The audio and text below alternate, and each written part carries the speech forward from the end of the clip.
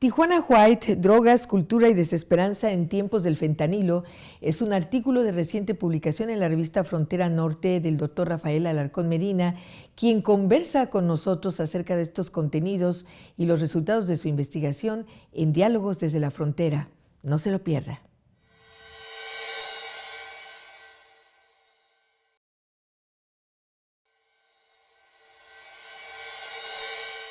En esta conversación con el doctor Rafael Alarcón Medina, que es doctor en Sociología Política por la Benemérita Universidad Autónoma de Puebla y es también profesor investigador del Colegio de la Frontera Norte adscrito al Departamento de Estudios Culturales, bueno, pues el tema es este último artículo publicado recientemente sobre el fentanilo, el famoso fentanilo, doctor. Me llamaron mucho la atención varios aspectos de este estudio, que incluso ya se ha dado a conocer en algunos medios periodísticos. En primer lugar, bueno, preguntarle por qué surge su inquietud al hacer esta investigación y qué pensaba antes de hacerla y qué le sorprendió al realizarla. Hola, ¿qué tal, Rocío? Muchas gracias por la invitación. Efectivamente, de lo que vamos a platicar hoy es de mi investigación que realicé con un estudiante de la Universidad Autónoma de Baja California, que estuvo trabajando como asistente de investigación, Jaime Adrián Rivas Valenzuela, que se titula Tijuana White, drogas, cultura, desesperanza en tiempos del fentanilo. Y originalmente mi interés no, como soy investigador en procesos socioculturales, mi interés no residía tanto en las cuestiones de salud pública o, digamos, de la violencia relacionada con el tráfico de estupefacientes, sino más bien tratar de entender y darle un sentido analítico a los procesos socioculturales que están alrededor de los cuales se estructura, digamos, tanto el consumo de sustancias como la respuesta institucional a este tipo de problemas. En ese sentido, empezar a trabajar este tema me resultó sumamente interesante, sobre todo porque identifiqué una campaña de prevención de adicciones por parte del gobierno federal que se llama en el mundo de las drogas no hay final feliz, ¿no? Siendo yo un experto en estudios de comunicación y medios, me pareció interesante y sobre todo importante tratar de incursionar en este tipo de estudios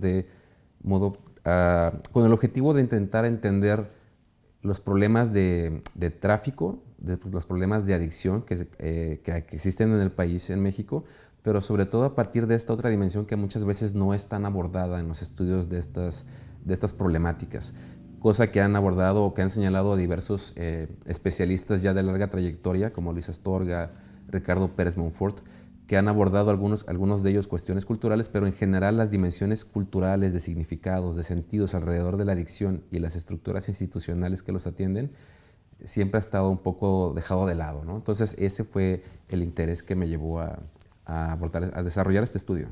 En relación a esta campaña, porque además se creó específicamente para el fentanilo, como parte de toda esta problemática Estados Unidos, México, si la droga del fentanilo se lleva o no se lleva, se creó específicamente enfocada hacia el fentanilo, pero en sus resultados de investigación dice algo muy cierto. No es la manera como se va a convencer a la población cuando dicen no tiene un final feliz, esta frase que usted acaba de comentar. Y bueno, en ese sentido también me llama la atención el hecho de quiénes están atados al consumo de esta droga y por qué. Me quedé pensando si esto de las drogas también tiene clase social. Sí, claro. De hecho, para hacer una puntualización, la campaña no solamente se enfocó en el fentanilo, sino que hay una serie de spots sobre diversas sustancias, principalmente cocaína, las drogas sintéticas, pastillas, particularmente para el cristal, que de hecho es la droga más consumida entre los jóvenes, digamos entre la población usuaria joven. El problema principal es el consumo de metanfetamina, o conocido como cristal, y hay este aspecto específico sobre el fentanilo que se llama el fentanilo mata. Entonces los spots van hacia ese lado. Incluso en la ciudad de Tijuana, no sé si te diste cuenta que hace unos meses empezaron a aparecer espectaculares en algunas zonas de la ciudad con el fentanilo mata, ¿no? Sobre todo considerando que el gobierno federal ha estado negando durante algunos años que el problema existía. Hoy en día está plenamente reconocido que es un problema, un riesgo, pero sí. Y lo que tú señalas sobre las clases sociales, específicamente el estudio trata de entender eso, ¿no? Y lo que decías sobre la información. No estamos planteando que la información no sea importante, sí es importante, pero llegamos a la conclusión, una conclusión preliminar, digamos, el estudio sigue, pero también tanto los estudios que se han hecho sobre diversas manifestaciones de problemas de adicción en otras partes del mundo, así como nuestra investigación en particular, apuntan a que la adicción tiene lo llamamos una racionalidad propia, ¿sí? Y en ese sentido la gente no consume drogas no porque no sepa que le van a hacer daño, sino por otras condiciones, que es lo que nosotros proponemos a partir de los trabajos de los investigadores Anne Case y Angus Deaton, que son un par de economistas estadounidenses, que hablan de las estructuras de desesperación. Estas estructuras de desesperación refieren precisamente a la crisis de ciertas estructuras de incorporación e integración sociocultural, económica y política, que cuando empiezan a fallar o a entrar en crisis, contribuyen a que las personas que son más propensas o que son más vulnerables a caer en adicción terminen en ese infierno que son las drogas, ¿no? Es importante señalar que los estudios o los conocimientos que tenemos hasta el día de hoy sobre la adicción apuntan a que hay aspectos biológicos así como socioambientales, es decir, hay estudios que demuestran cierta correlación genética y cierta predisposición genética, aun cuando todavía no se identifican genes particulares, que hacen que una persona sea más propensa a volverse adicta a una cierta sustancia en particular o en general a las sustancias, así como la dimensión psicológica, es decir, traumas en la infancia, experiencias de violencia, abandono, etcétera, y socioambientales, es decir, un entorno que facilite o que incluso sancione cierto tipo de consumos, por supuesto que va a contribuir a ello. Con eso es importante no solamente para mencionar lo que parece obvio, sino que no todas las personas se vuelven adictas. Es decir, hay personas que pueden consumirla por experiencia, por curiosidad, y no se van a hacer adictas, aun cuando conjuguen uno de los dos elementos, ya sea lo psicológico o lo socioambiental, ¿no? Uh-huh. Y sobre la cuestión de las clases sociales que tú mencionas, es bien interesante, y vuelvo a la referencia a Deaton y a Case, este par de investigadores, porque lo que nosotros estamos proponiendo es que una de las condiciones que favorecen, digamos, que las personas entran en el mundo de la adicción o en los problemas de adicción, es precisamente la crisis de las condiciones de desesperación, que llaman ellos, que son condiciones, digamos, objetivas. Principalmente se refieren a la crisis en los sistemas de salud, crisis en los sistemas educativos, crisis en las condiciones laborales, es decir, condiciones laborales degradadas, y así como crisis en las estructuras de pertenencia, como la familia, la religión, dinámicas sociocomunitarias de integración, y a lo que nosotros agregaríamos también formas espaciales que no ayudan a la integración de una población en una ciudad, por ejemplo, para el encuentro y para, digamos, sentirse parte de, ¿no?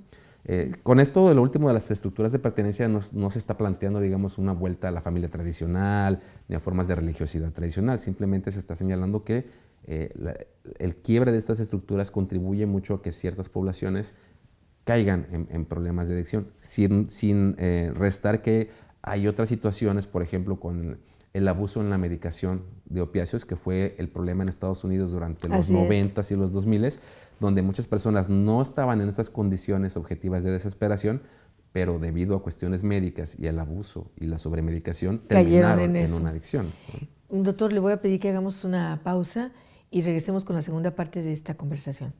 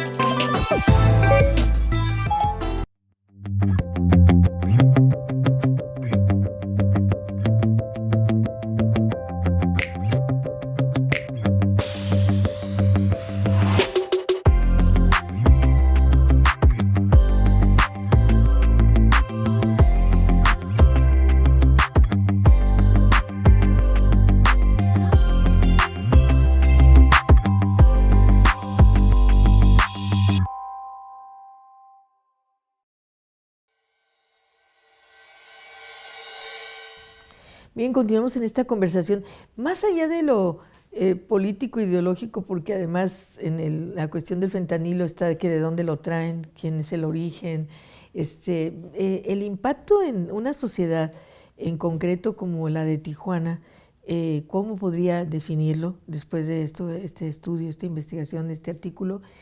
Y ¿qué viene a corto plazo, ¿no? Porque en el bloque anterior hablaba usted de la desesperanza, de la desesperación como situaciones que están conectadas con el consumo, pero bueno, vivimos en una ciudad precisamente contrastante y con altos niveles de desesperación y desesperanza, ¿verdad? Sí, claro. Agregando a lo que señalábamos anteriormente, nosotros hacíamos esta separación entre desesperación y desesperanza precisamente para incorporar el elemento de la diferencia cultural, digamos, de la especificidad cultural de una sociedad a otra. Para nosotros las condiciones de desesperación apuntan a esta dimensión estructural objetiva, ¿no? Que se puede medir con cifras. Y la desesperanza precisamente para nosotros apunta a esa dimensión más subjetiva de lo que es darle sentido a esas situaciones de desesperación. ¿Por qué lo planteamos así? Porque, digamos, en países como México la pobreza es endémica e histórica y eso no ha significado que la gente se vuelva cada vez más adicta, no Claro. necesariamente, ¿no? No ¿Por qué? necesariamente. Porque hay familias ampliadas, hay dinámicas socioculturales, comunitarias, rurales, por ejemplo, que han logrado mantener un sentido de pertenencia a pesar de situaciones económicas o materiales muy adversas. Lo que estamos presenciando en sociedades como Tijuana, que es precisamente la condición de frontera, ¿no? Es que en ciertos sectores estas condiciones de desesperación y desesperanza, es decir, de condiciones estructurales, de presión material, económica y desesperanza en términos de ruptura de lazos, de ruptura de pertenencia, se intensifican. Sobre todo, por ejemplo, en poblaciones deportadas o en poblaciones migrantes o desplazadas que llegan a la ciudad huyendo de ciertas condiciones de violencia o dificultad económica y llegan a la ciudad y no necesariamente encuentran esas formas de incorporación y de pertenencia a la ciudad, que me parece que es una dinámica propia de las fronteras. de las fronteras, ¿no? Entonces, ese es uno de los riesgos a nivel institucional que se tendrían que estar abordando y sobre todo hace falta mucha información con respecto a toda otra pregunta, ¿no? De qué es lo que se viene. El problema es que, y no es un problema solamente de México, sino que es un problema internacional, incluso mundial. En Estados Unidos, donde no tenemos una visión institucional de salud pública. Se habla mucho de ella, pero nuestro análisis de los spots precisamente apuntan a que no hay una visión de salud pública bien estructurada, sino que más bien hay una visión más de control de poblaciones y de castigo, digamos, ¿no? Un riesgo es ese, un riesgo son las condiciones estructurales y las condiciones subjetivas de desesperanza en este cierto tipo de poblaciones como las poblaciones deportadas que viven en la canalización o el famoso bordo, ¿no?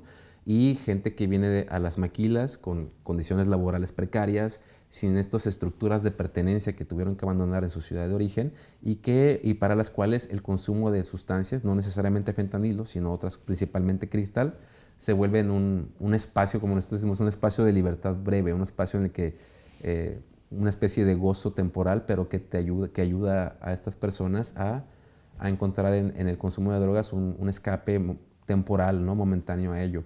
Y otro riesgo que me gustaría resaltar, Rocío, es para los nuevos usuarios. A diferencia de otras drogas, el fentanilo en particular es muy potente. Es 50 veces más potente que la heroína y 100 veces más potente que la morfina. Entonces, una dosis muy pequeña, se habla de 3 granos de sal, aunque no se queda claro cuál es la dimensión de los granos de sal, pero es una dosis muy pequeña, puede ser mortal para un primer usuario. Y el fentanilo se está empezando a cortar en otras sustancias, es decir, se está vendiendo cristal contaminado con fentanilo, heroína contaminada con fentanilo. Se puede poner en diversas drogas, también en pastillas como el Vicodin o todo ese tipo de opiáceos sintéticos, ya no son la sustancia controlada y regulada, sino fentanilo. Entonces, un joven que por aventura prueba por primera vez una sustancia de estas, puede fallecer por una sobredosis en la primera toma, ¿no? Entonces, ese es un riesgo muy, muy, muy serio que estamos enfrentando en México, ¿no? Creo que por ahí iría. Y por otro lado, no hay este control de sustancias en términos no solo de prevención y mirada de salud pública, sino también de rastreo y de seguimiento de presencia de las sustancias en muertes por sobredosis o en otro tipo de accidentes o situaciones. Incluso el Servicio Médico Forense de Tijuana hizo un estudio y encontró 690 casos de presencia de fentanilo, ¿no? Entonces puede ser que una persona muera en un accidente de carro porque consumió fentanilo. Es decir, no va a morir de la sobredosis ni se va a registrar como una sobredosis, pero puede estar presente en otro tipo de situaciones con consecuencias mortales. Sí, o sea, una persona que se accidentó y que había consumido fentanilo, Sin pero saber. la causa de la muerte va a ser el impacto del choque. Exacto. O algo, no precisamente el consumo de fentanilo. Esta parte que dice del Servicio Médico Forense, han puesto, ahora sí que han hecho evidente esto también en Mexicali, al nivel del Servicio Médico Forense del Estado, en donde han encontrado en un alto porcentaje, no recuerdo exactamente ahorita la cifra, que las personas muertas habían consumido fentanilo. Claro. Sí, y el problema es que hay usuarios que no saben, como en la investigación tenemos estos dos casos de estas dos mujeres en situaciones muy precarias, y una de ellas es totalmente consciente de que consume fentanilo. Y es lo que te decía de la racionalidad de la adicción. Cuando una persona ya adicta, una usuaria de sustancia regular, le dices, no consumas fentanilo porque esa cosa te puede matar, es bien fuerte, uno creería que la racionalidad te diría, no, pues es peligrosa. Pero el adicto piensa, yo la quiero probar porque quiero probar lo más potente. Entonces, no hay una dimensión en la que... ¿Es como un récord? Como un récord. O como, no sé. No es un récord, es simplemente ellos buscan la experiencia más intensa. O sea, la lógica de la adicción es diferente a la lógica de la prevención, ¿no? Entonces, ya una persona que ya está enganchada en una sustancia, cuando le dices, no tomas eso porque te puedes morir, ¿por qué? Pues porque está bien fuerte, ¿no? No estamos evitando las palabras, ¿no? Pero te va a dar un subidón, ¿no? Entonces, ellos lo van a buscar porque es más intensa, no les importa, digamos, el riesgo. Y sobre todo porque ellos piensan que yo lo puedo controlar, ¿no? Porque yo ya uso. El problema es estas personas que jamás consumen y pueden comprar una pastilla de éxtasis o una pastilla de Vicodin o incluso un diazepam que no sea diazepam, sino que sea fentanilo, ¿no? Y puedes terminar siendo mortal. Pero esta situación del fentanilo además me llama mucho la atención porque los decomisos siempre son mayúsculos, ¿no? 5,000 pastillas, 10,000 pastillas. Hace poco una funcionaria estadounidense presumió 3 millones de pastillas. Entonces uno se pone a pensar, 3 millones de pastillas en circulación, ¿qué es eso? Sí, claro, sobre todo considerando que es muchísimo más barato, ¿no? En el artículo tenemos algunas cifras que menciona el periodista Fernández Menéndez y hace la comparación entre la rentabilidad de producir 1 kilo de fentanilo a la rentabilidad de producir 1 kilo de opio, de goma de opio para heroína. Es enorme, ¿no? Entonces hay una presión y hay un incentivo económico muy poderoso para que ese tipo de sustancias, ya sea el fentanilo como se le conoce normalmente o diversas variaciones que se pueden generar de la fórmula, sigan circulando con todos los riesgos que hemos platicado, ¿no? Vamos a hacer pausa, doctor, otra vez ya se nos acabó el tiempo, vamos a una pausa comercial y regresamos con la tercera y última parte de esta conversación.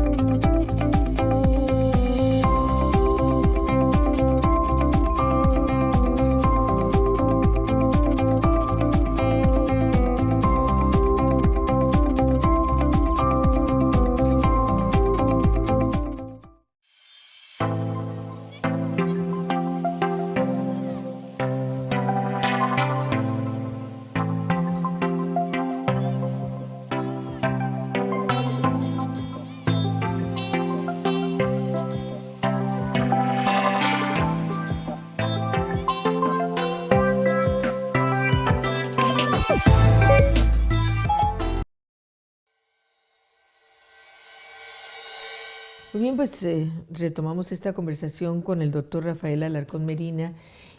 Doctor, dentro de esta investigación, este estudio, ¿qué datos no debemos dejar pasar desapercibidos? Porque de alguna manera es muy reciente, o sea, apenas hace 2 semanas o 3 que se dio a conocer y creo que tiene datos muy actualizados. Sí, digamos, el estudio como tal fue un estudio más bien cualitativo, entonces la información que tenemos estadística es de segundas fuentes, ¿no? Pero sí puedo compartirte algunas cifras para tener un poco conciencia de la magnitud, sobre todo nuestra audiencia, digamos, ciudadana, ¿no? General. Para 2020, por ejemplo, se tenían 1.568 solicitudes de atención por consumo de heroína en Baja California, ¿no? Esto apunta, digamos, al crecimiento en el consumo de esta sustancia, considerando que no toda la gente busca atención, sobre todo dependiendo de la clase social, como tú mencionas, gente que no tiene recursos o que no tiene una familia que los apoye para ello, junto con una gran cantidad, y eso es interesante y no se menciona en el artículo, pero en Tijuana han crecido mucho los centros de atención, centros de rehabilitación para ciudadanos estadounidenses. Entonces muchas de esas cifras tampoco se conocen, ¿no? Y particularmente en entrevistas que tuvimos con paramédicos, que ya tampoco pudieron entrar en el artículo, hay varias clínicas que atienden específicamente fentanilo, ¿no? Y nos platican sobre la dificultad para superar esa sustancia en particular, porque se transmina en la grasa, se queda pegada a la grasa y es mucho más difícil superar la cuestión de los sintéticos. Sobre las defunciones, aquí está lo interesante, digamos. CONASAMA, por ejemplo, la Comisión Nacional de Salud Mental y Adicciones, señaló que entre 2014 y 2022 había 28 defunciones relacionadas a consumo de opioides, lo cual es una cifra muy baja para otros datos cualitativos que nosotros tenemos.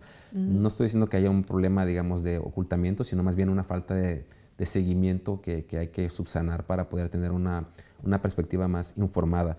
Y por otro lado, el Servicio Médico Forense encontró 691 casos de fentanilo en 2022. Entonces está creciendo este problema y vamos a tener más. Estamos 3 años después, o sea, es evidente que esta cifra está más elevada. Claro, sobre todo considerando que no hay un monitoreo sistemático e institucionalizado para buscar sustancias tanto en accidentes, tanto por ejemplo en enfrentamientos violentos, así como mucha gente que muere en situación de calle, a la cual tampoco necesariamente se le hace estudios de sustancias. Un estudio, ¿no? Claro, que sería muy importante determinar, ¿no? Sí, por supuesto. Y en esto que dice usted de los enfrentamientos, pues bueno, vivimos en una sociedad muy violenta, ¿no? ¿Qué tanto incide el consumo de este tipo de droga en la violencia, pues hasta de tipo doméstica, ¿no? Sí, claro. Aquí hay que recordar, por ejemplo, que los opiáceos son sustancias depresoras del sistema nervioso central. Entonces, la gente que consume fentanilo no es que vaya a ser violenta, ¿no?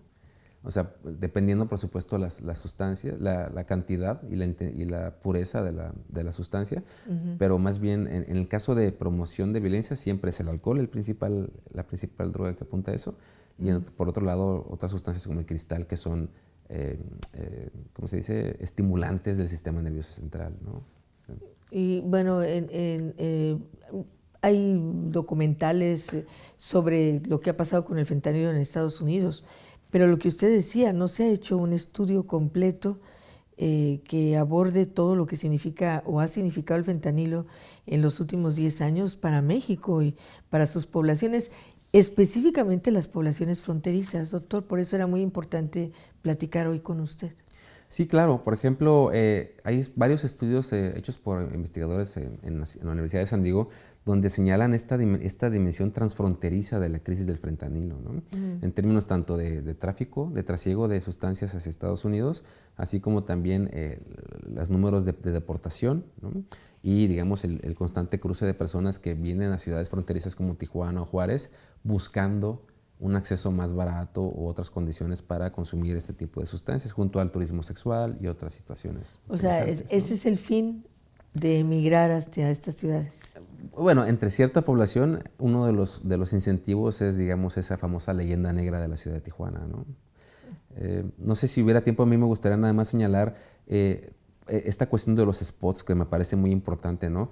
Una de las cosas interesantes o que encontramos en nuestra investigación y que está en el artículo es que los spots de la Secretaría de Salud, del gobierno federal, el problema que encontramos es que ellos, estos spots, copian la estética mediática de otros productos de entretenimiento como Narcos. Es decir, la estética, lo visual de los spots reproducen, por ejemplo, jóvenes en una fiesta tomando alcohol, consumiendo drogas, con mujeres jóvenes en traje de baño y cosas así, ¿no?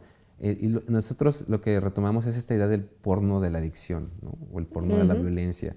Y se olvida muchas veces que en la comunicación hay una dimensión extrínseca y una dimensión intrínseca.